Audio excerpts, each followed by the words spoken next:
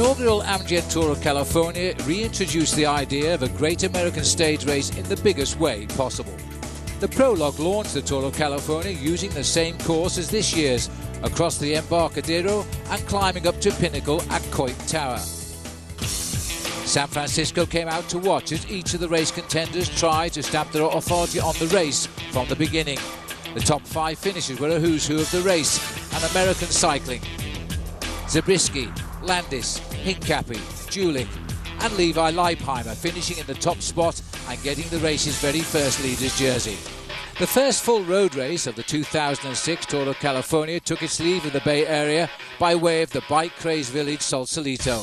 The race paralleled the Pacific northward, and then there was a 2-man breakaway that stayed for 40 miles. But it all came back together for the technical circuits around Levi Leipheimer's hometown of Santa Rosa. Through all the twists and turns, the group stayed together, and in front of thousands of fans, a field sprint was taken by Argentinian Juan Jose Haedo. Leipheimer kept the leader's jersey.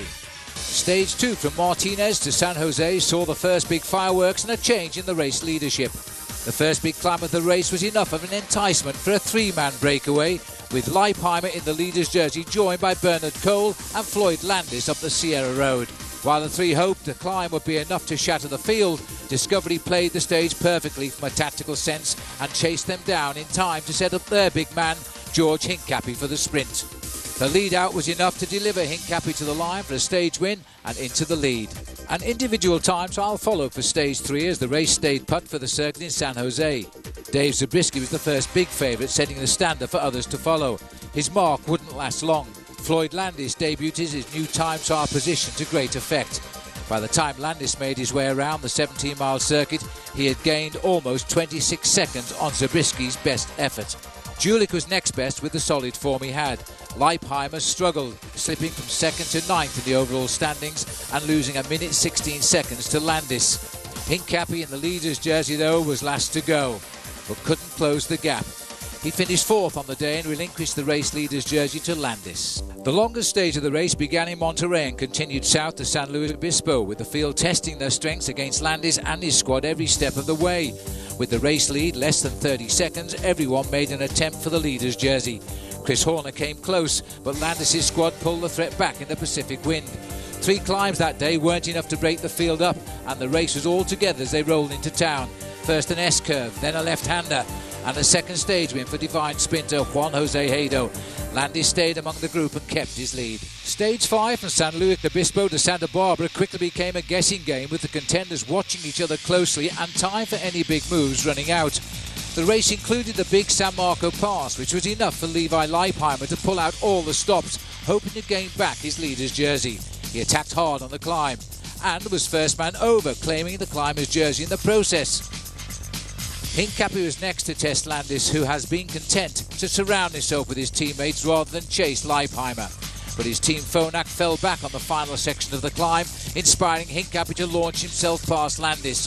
All of the attacks had little effect on the race as it came back together in time for another field sprint and another stage for Hincapie, who outmuscled the group for his second victory. Landis once again held on to the lead. The penultimate day of the tour saw the attacks come one after the other. Gerolsteiner was leading the charge, and their effort culminated in Sebastian Lang making a solo effort and at one point gaining 3 minutes over the field. In the end, it was all heartbreak for Lang as he was passed by the peloton 17 miles from the finish. The group was all together in the tough final meters and the tempo was furious. Olaf Polak from T-Mobile, normally a lead-out man, took the spotlight and the win.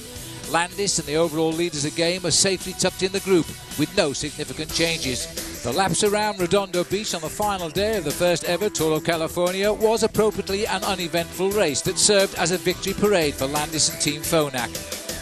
There was carnage in the early going as riders looked for a last chance at glory. As the tempo increased, familiar faces set up for the final sprint, with Polak getting his second stage win.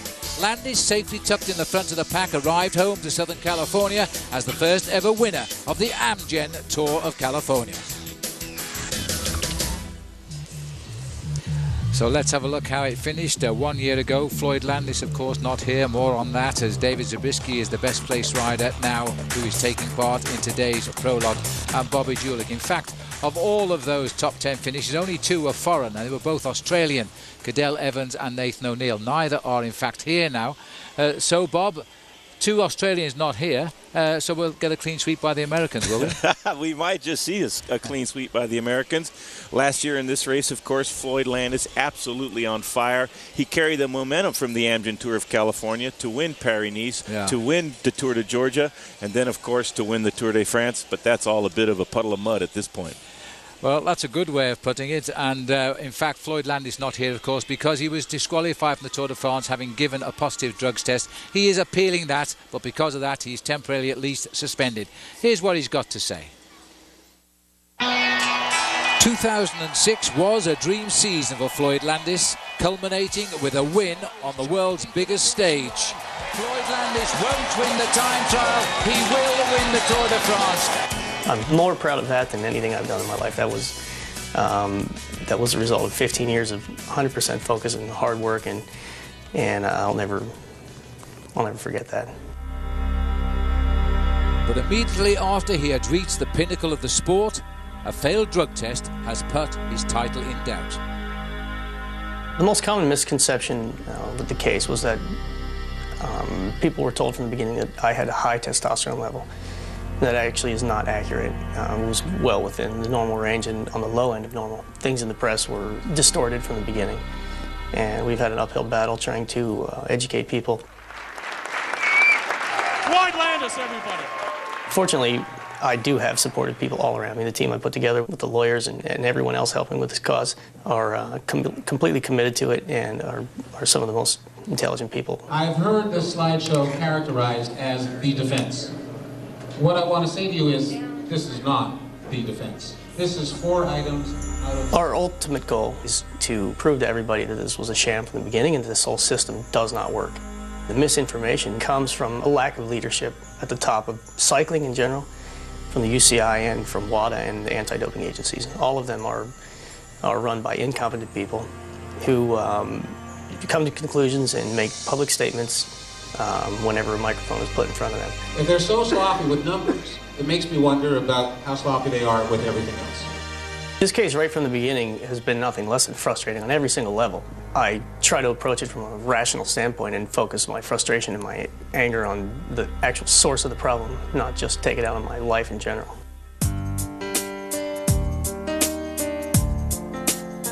Ultimately, what I really want is to get back on my bike and race my bicycle. It's what I love to do. I spent 15 years, like I said, 100% focused on that, and it really is my passion, and ultimately I'll be able to let this go, but there are some things that need to be sorted out first. You made you a t-shirt. And the photos are right there. And I was wondering if you could sign one.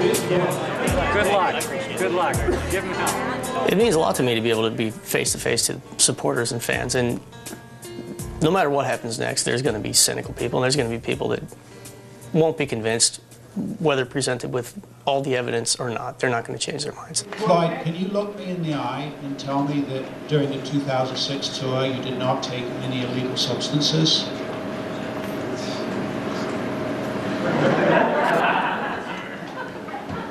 Don't laugh, that's serious. No, really, during the 2006 Tour de France, and for that matter for the rest of my career, I've never taken performance-enhancing substances.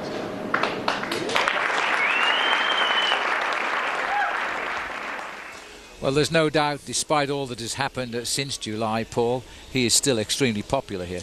Yeah, he is very popular. The thing that I don't like about this whole thing, Phil, is it's too ambiguous. There was no black and white. There's no yes and no. There's a possibility. There's a grey area.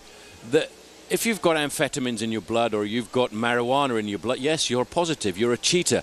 But the problem is, with Floyd Landis, there's the possibility that maybe the testosterone level was high, maybe it wasn't high. It has been sloppy. It hasn't been clean-cut. And what I don't like about the whole thing is we will never have an answer. And what Floyd Landis himself said, even if he proves his own innocence, some people will never believe him. Well, that's true, isn't it, Bob? It's ridiculous to think that the result of the Tour de France, the yellow jersey, won't be fought out in the open roads, on the mountains, and the time trials of the Tour, but in a laboratory. That's a ridiculous situation. All right, well, let's remind ourselves what a great season, despite the shambles mid-term that he had last year, which eventually led to him being voted the North American Cyclist of the Year. Floyd Landis, in fact, was winning it right from the day one when he won the Tour of California, and, of course, he won the Tour of Georgia as well.